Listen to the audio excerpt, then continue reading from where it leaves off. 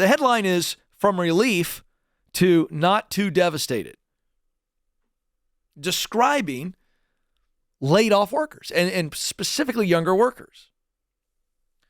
When younger professionals, and we're talking about the bottom half of millennials and Gen Z, this is fascinating stuff. When they experience their first job loss, instead of them seeing this as a moment of panic, they look at it as it's a good breakup. This is a chance to break up with the 9-to-5 working mentality that they have, watch this, they have grown up listening to their grandparents and parents gripe about, right? So their entire context of a 9-to-5 job is, that's gotta suck. And yet, that's still the societal norm for now. So they see, the old school way has been 9-to-5. 40-hour week, stretches to 55, 60-hour week sometimes. All I ever hear is mom and dad griping, or, they go out on Friday night to happy hour and drink their miseries away. Miserable on Sundays, they think about going back in. Every muttering, every expletive around work has slowly built up this, man, that doesn't seem like something I want to do. Now, they've grown up and they're watching kids their own age make millions of dollars on YouTube.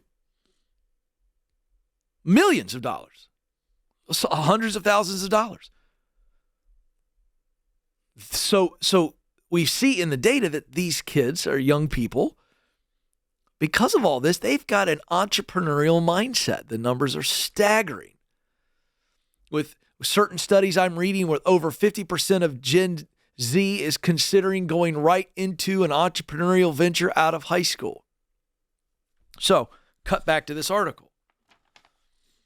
They cite just one young person, a 28-year-old in this case, Sanaya El Amin. She's on vacation earlier this month, and she gets a call, and she's let go. She's on vacation, they let her go. She was a product manager at PayPal in New York. And this is what she said to the reporter here. She said, this is probably going to sound a little weird, but I felt a sense of relief. Why? Well, she said she had already felt burned out for more than a year, and she was already working nights and weekends to build her own business, an online career and lifestyle platform. Aha!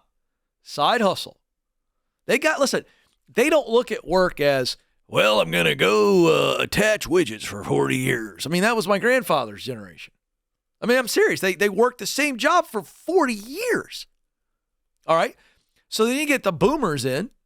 And boomers, we got to, the boomers are my parents' generation. We saw in the 80s a big prosperity boom coming out of the crazy 70s. And so the corporate world began to expand. And we saw business really boom in the 80s.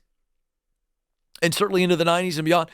And so we saw the boomers, my parents' generation, they'd move around a little bit, but largely they kind of stuck to their career. They might move, but it would be within their own channel. Then you got my generation, Gen X. We began to see the crumbling of that, I might try this, I might do this. We saw an entrepreneurial boom for my generation. Now the millennials come along, and the early data on the millennials was they didn't expect to be at a job for more than a year. So they came in going, I'm going to hop around, okay? And now you got Gen Z going, I might just work for myself. Why in the world would I go to a job? Okay. And by the way, I'm not making fun of them. I don't think they're lazy at all. I just think they have a completely different construct. And so here we are. So back to the story. Before the layoff, El Amin viewed her side hustle as a distant dream, and she's just going to do it as a labor of love. Very key phrase here. She really loved it. So she does it, puts in the extra hours because she likes the idea. And you know what? I may one day way down the road be able to work for myself. That's how she saw it. And then she gets laid off. So she said, I'm taking this layoff as an opportunity to try out a new direction and just see what happens. And this is my favorite thing that she said. She goes, I'm choosing to see it as the push I needed,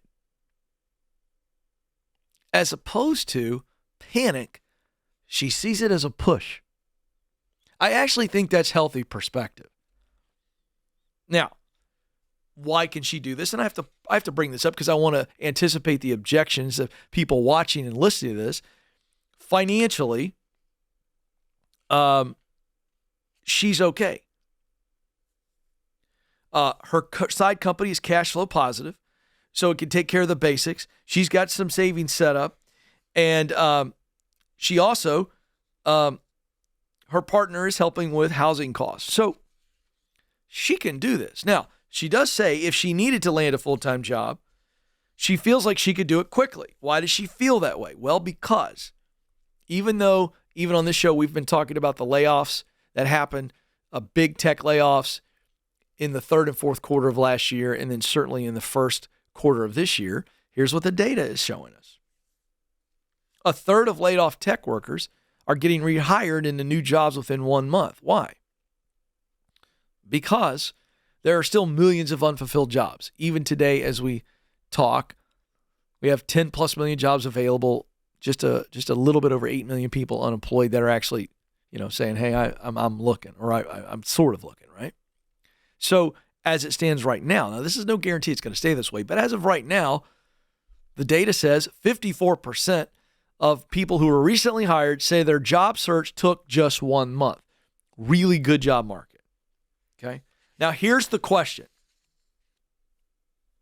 Will this younger generation, will they change the outlook on work long term, or will it be short term? I think that's a really interesting question.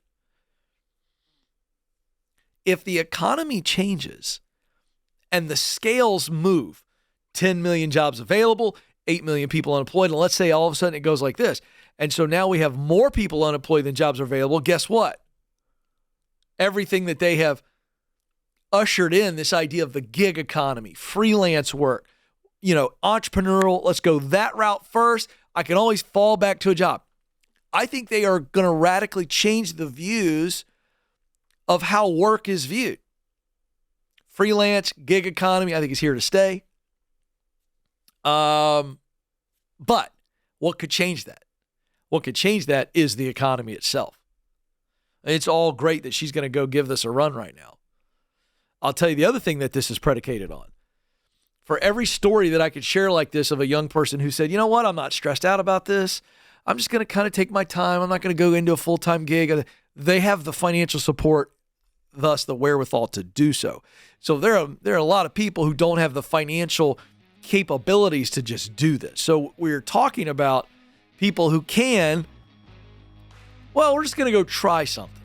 And I think the attitudes about work have definitely changed for this generation. How will it shape future generations? Well, the economy has a say in that.